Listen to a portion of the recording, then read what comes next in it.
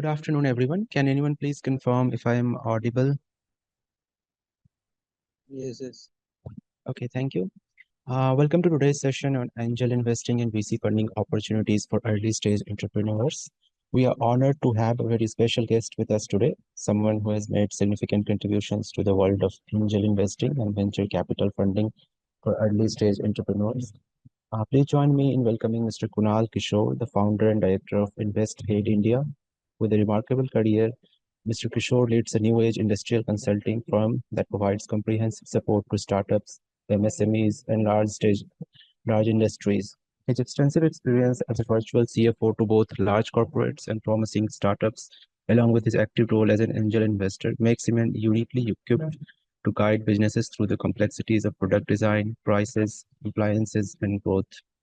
Mr. Kishore's investments and mentorship have propelled several startups toward success, and today we are privileged to gain insights from his vast knowledge and experience in the field of angel investing and venture capital funding.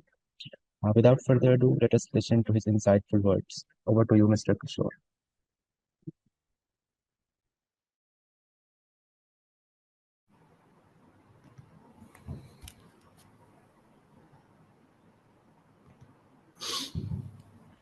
Thank you, Anupam ji. Am I audible to everyone? Yes, sir, Yes, you're sir. audible. I'm audible, right? So we'll straight away proceed for the presentation. I hope this screen is visible to everyone.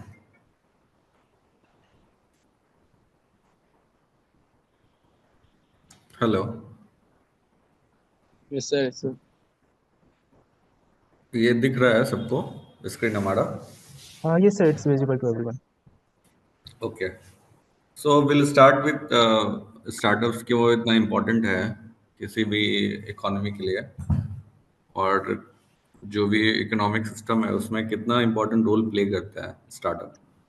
तो इस पे हमने 4 points में इनको summarise किया है, जो इस मतलब why is startup important. So we have I presented here 4 points. One is that if there is an economy which is stagnating, अगर कोई इकोनॉमी में धीरे धीरे उसके ग्रोथ में कमी आती है तो हम लोग उसको स्टैग्नेशन बोलते हैं। उसको दोबारा से किक स्टार्ट करने के लिए, दोबारा से उसको पुश करने के लिए हमें ज़रूरत है कुछ ऐसे स्टार्टअप्स की जो नए प्रोडक्ट्स और सर्विसेज देंगे। क्योंकि जैसे आप इंडिया के कॉन्टेक्स्ट में देखेंगे तो शायद ये उतना अच्छे से समझ में नहीं आएगा, पर in the context of a developed economy जहाँ पे सारे लोग मोटा मोटी जो बेसिक सर्विसेज हैं उसको अवेल कर रहे हैं, जो बेसिक कमोडिटीज है उसको वो उसका कंजम्पशन करते हैं, फिर भी एक इकोनॉमी धीरे धीरे ग्रोथ कम होता है। क्योंकि इकोनॉमी बढ़ता कैसे है, जब आप कुछ आपके इकोनॉमी में वैल्यू एडिशन ज़्यादा होता है, आप कुछ नया प्रोडक्ट नया सर्विसेज देते हैं जिसको लोग कंज्यूम करते हैं, तो आपके पास पैसा आता है, फिर आप कुछ और प्रोडक्ट के लिए अपना पैसा खर्च करते हैं। इस तरीके से एक इसका रिपल इफेक्ट होता है। तो वो अगर स्टैग्नेट कर रहा है उसको किक स्टार्ट करना है तो आपको स्टार्टअप्स चाहिए जो नए प्रोडक्ट्स नए सर्विसेज लेके आएंगे, जिसकी वजह से आप और ज़्यादा खर्चा करना चाहेंगे अपने सेविंग्स का। इस तरीके से इकोनॉमी में दोबारा से जान लाते हैं। तो ये एक पर्पस होता है। दूसरा जो पर्पस होता है वो होता है प्रोडक्टिविटी, और प्रोडक्शन में डिफरेंट है। प्रोडक्टिविटी होता है how much is are the product per unit of cost of production, उसको प्रोडक्टिविटी बोलते हैं। मतलब 10 लोग मिल करके 10 चीज़ें कर रहे हैं, पर वही 10 लोग मिलकर 20 चीज़ें करेंगे। तो इसके लिए ज़रूरी है कि तकनीकी रूप से कोई नए चीज़ का आप इस्तेमाल करें। You must technologically upgrade your self to be able to produce more with the same cost of factors of production, right? So वो जो ट्रेडिशनल बिजनेसेस हैं उनका फोकस नहीं रहता है उन पे। Suppose there is a flower mill और a rice mill or a steel manufacturing company, they are 100% focused into continuing with their current state of production। पर क्या होता है कि उससे आपकी इकोनॉमी में जान उतनी नहीं आती। आप चाहते हैं कि आपका प्रोडक्टिविटी भी लगातार बढ़े। तो ये जो नए लोग हैं नई तकनीक का इस्तेमाल करते हैं, नया तरीके से उसी चीज़ को करते हैं, तो ये इनको हम स्टार्टअप्स बोलते हैं, जो सेम चीज़ को काफ़ी नए तरीके से करते हैं। जैसे हम सब सामान को खरीदते हैं अपने ज़रूरत की चीज़ों के लिए, और मान लीजिए कोई ऐसा ई कॉमर्स साइट बना देता है, फ्लिपकार्ट या अमेजन, इसकी वजह से आप उन्हीं चीज़ों को खरीदते हैं, बट आप ज़्यादा आप चीज़ें खरीद पाते हैं क्योंकि purchasing commodities and goods had become a lot easier. The goods are being consigned to your home as opposed to you going out to a mall or to a store and buying the product. यही आपके घर पे आ जा रहा है, तो आपके लिए ज़्यादा सहूलियत है आप सामान को खरीदना। तो हम इनको भी स्टार्टअप बोलेंगे जो उसी चीज़ को, जो आप सामान खरीद रहे हैं उसको तकनीक के माध्यम से सुलभ बना देते हैं। The same is true for Ola और उबर, राइट। हम लोग पहले भी कैब्स लेते थे और ड्राइवर से आप नेगोशिएट करते थे और आप कैब लेते थे।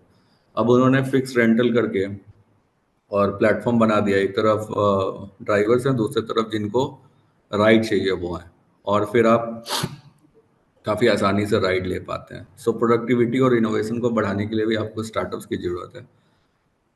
नए driver of economic growth, driver शब्द का काफ़ी आप सुनते होंगे कि it's a new driver of economic growth, we need new drivers of economic growth. तो होता क्या है ये ड्राइवर की, जैसे हम लोग, आप समझिए कि हम लोग सारे लोग अपने इनकम का 10% एंटरटेनमेंट पे खर्च करते हैं। तो जो ट्रेडिशनल मीडियम्स हमारे सामने थे, एक तो आप डिश टीवी या कोई भी केबल कनेक्शन ले सकते हैं, दूसरा आप you can go to a movie hall, right. ये दोनों मिलाकर के अगर आप 8% अपने टोटल इनकम का खर्च करते थे, तो 8% से ज़्यादा खर्च कराने का कोई तरीका नहीं है। आप इसमें एक दो चैनल भी ऐड करेंगे तो खर्चा उतना ही रहेगा। पर मान लीजिए कि नेटफ्लिक्स जैसा कोई नया आइडिया लेके आते हैं कि अब आप घर पे तो डिश टीवी रखिए ही रखिए, आप जब जब मूवी जाते हैं आप जाइए, पर साथ में आप मोबाइल में भी आप ओटीटी जो हम बोलते हैं वो चैनल को आप सब्सक्राइब कर लीजिए। So it's a new expense. अब ये इसको ड्राइवर इसलिए बोलते हैं क्योंकि इसका केवल सिंगल इम्पैक्ट नहीं होता, इसका रिपल इफेक्ट होता है। अगर वो नेटफ्लिक्स लेके आए तो हम सारे लोग सब्सक्राइब करेंगे तो ये सारा पैसा नेटफ्लिक्स पे आ जाएगा। उनको भी कंटिन्यूअसली नए नए शोज बनाने पड़ते हैं अपना पॉपुलैरिटी और अपना कस्टमर बेस बढ़ाने के लिए। तो वो काफ़ी सारे एक्टर्स को पैसा देते हैं, काफ़ी सारे प्रोड्यूसर्स को पैसा देते हैं जिनको पहले पैसा नहीं मिल रहा था। तो think about actors like Radhika Apte और मनोज वाजपेयी और जितने भी इस तरह के एक्टर्स हैं who are now doing a lot of series and movies dedicated for OTT channels. तो ये एक नया पैसा आया इकोनॉमी में। हम सबको प्रोडक्ट के, उनके प्रोडक्ट की क्वालिटी से उन्होंने हमें मोटिवेट किया कि हम और पैसा खर्चा करें एंटरटेनमेंट पे। So as oppose to traditional 8%, they have increase it to 9%। तो हम थोड़ा ज़्यादा और खर्चा कर रहे हैं because this new product has come up. तो ये जो हम सबका पैसा जोड़ करके जो एक जगह जमा हो रहा है, उससे फिर नए नए इकोनॉमी के पैरामीटर्स खड़े हो रहे हैं। बहुत सारे एक्टर्स ऐसे हैं जिनको पैसा मिल रहा है, बहुत सारे प्रोड्यूसर्स हैं, बहुत सारे एडवर्टीजमेंट के लोग अब इस पे कमा रहे हैं। तो इसको हम लोग न्यू ड्राइवर ऑफ इकोनॉमी बोलते हैं। कोई एक ऐसा प्रोडक्ट या सर्विस जो आपसे, आपका जो खर्चा हो रहा था उससे ज़्यादा खर्चा करने को आपको मजबूर करे या इंस्पायर करे या मोटिवेट करे, और फिर उसकी वजह से पूरा एक इकोनॉमिक सिस्टम नया खड़ा हो जाए। तो ये अगर आप ट्रेडिशनल प्रोडक्ट्स और सर्विसेज बनाते हैं जिसको हम सब ऑलरेडी कंज्यूम कर रहे हैं, तो वहाँ पे ये मुश्किल है। बिकॉज इफ केबल में मान लीजिए डिश टीवी की जगह एयरटेल टीवी आ जाए या टाटा स्काई आ जाए, ये नया ड्राइवर ऑफ इकोनॉमी नहीं, क्योंकि what it will do is it replace some of the existing customers away from Airtel to Tata sky. तो ये ओवरऑल जो इकोनॉमिक का जो पोटेंशियल है वो तो उतना ही रह गया। लोग टाटा स्काई छोड़ करके एयरटेल का डीटीएच ले लिया, कोई उसको छोड़ के वीडियोकॉन का डीटीएच ले लिया, right. But when you are thinking about OTT, it's a new driver of economy. वो सबके अलावा ओटीटी ने कभी ऐसा नहीं किया कि आप घर का केबल कनेक्शन छोड़ करके ले रहे हैं। That is not the argument here. The argument is कि while you have all that subscription, you may also subscribe to one of these channels. तो ये इसके लिए भी स्टार्टअप्स की इकोनॉमी में जरूरत पड़ती है। And the last point is, government का ये भी ऑब्जेक्टिव होता है कि जो युवा हैं, अभी हमारे सेशन में काफ़ी सारे यंग लोग जुड़े हुए हैं हु आर परसुइंग इंजीनियरिंग, आपके संस्थान से या दूसरे जगह पे इंजीनियरिंग, मेडिकल, इस तरह के कोर्सेज आप कर रहे हैं। तो ये लोग केवल जॉब नहीं करें बल्कि ये इकोनॉमी में जो एंटरप्रेन्योरल इकोनॉमी है जहाँ पे प्रॉफिट आता है उसमें भी भागीदार बने। ये हर गवर्नमेंट का उद्देश्य होता है, क्योंकि अगर ऐसी व्यवस्था रहे जिसमें हम सब केवल एम्प्लॉय बने और 10, 12, 15 फैमिलीज मालिक बने, वही हर सेक्टर में फैक्ट्रीज लगाएं, यूनिट्स खोलें और बिजनेसेस सेटअप करें, तो इम्बैलेंस रहेगा। A very small population will be getting the profit and all of us will get salaries. So the objective of any government, particularly in a democratic setup, is that more and more people should set up their businesses and they should participate in the profits of the economy, not just the salaries, right?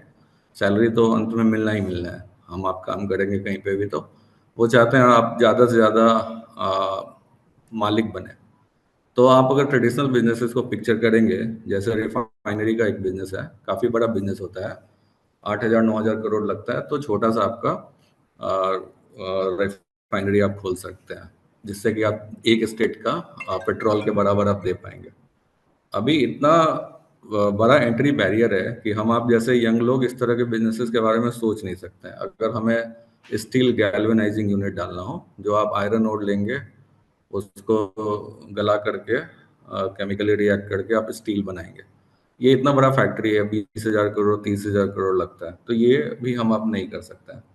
तो अगर government चाहता है कि आप नए businesses में आए, मालिक बने, as oppose to only an employ, then startup is a handy thing, right? आप कोई अपना एक आइडिया लेकर के आप आगे बढ़ सकते हैं, and you can one day reach the Pinnacle of success through that startup also. आप सोचिए, जो सचिन बंसल, बिन्नी बंसल ने किया, कितना छोटे से उन्होंने स्टार्ट किया, फ्लिपकार्ट को इतना बड़ा बनाया, तो उन्होंने कितना पैसा कमाया।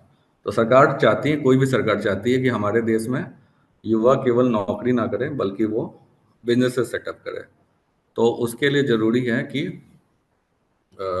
आप स्टार्टअप्स के माध्यम से आप इस पर्पस को पूरा कर सकते हैं। तो इसके लिए वो चाहते हैं कि स्टार्टअप्स को इसलिए गवर्नमेंट प्रमोट करता है, क्योंकि इनसे उनको ये भी फायदा मिलता है कि जो एंटरप्रेन्योरल इकोनॉमी है, मतलब इकोनॉमी का वो हिस्सा जहाँ पे प्रॉफिट आता है उसको शेयर करते हैं, वही सबसे बड़ा हिस्सा होता है। सैलरी तो काफ़ी कम होता है अगर आप देखेंगे तो वो चाहते हैं कि आप उसमें पार्टिसिपेट करें, हम आप या जो भी इस प्रोग्राम में जुड़े हैं युवा, जितने ज़्यादा से ज़्यादा उसमें जुड़े।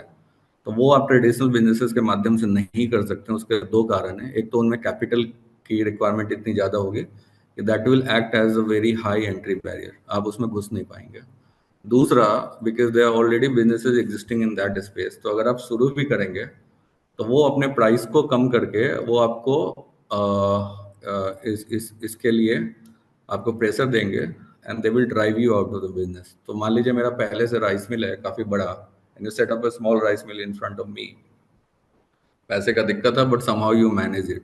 Now I have the good, मेरे पास एक वेयर विदॉल है कि मैं प्राइस को काफ़ी कम करके, आप तो 20 रुपया से कम पे नहीं बेचेंगे, क्योंकि आपको पैडी मिल रहा है 19 का, प्रोसेसिंग का करके आपका खर्चा 20 का पड़ता है, तो मैक्सिमम आप 20 तक जा सकते हैं। चूंकि मैं 20-30 सालों से इस धंधा में हूँ, तो I have a lot of profit that has accrued, right? मैं उसमें से थोड़ा सा पैसा यूज करके 19-50 का मैं बेचूंगा, 2 साल में आपका बिजनेस बंद हो जाएगा। So the whole point is कि in traditional businesses you can't survive as a competitor against an established player.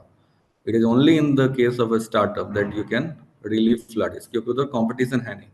जब फ्लिपकार्ट ने अपना ई कॉम डिलीवरी का सेटअप शुरू किया, तो रिलायंस भी थे हमारे यहाँ, टाटा बिरलाज भी थे, पर उन्होंने उसको देखा भी नहीं। एक तो उनको लगता है ये तो चलेगा नहीं, दूसरा उनको लगता है ये पिद्दी सा बिजनेस है, हम इसमें क्यों पढ़ेंगे, ये लड़के रखो, राइट कराओ, राइट?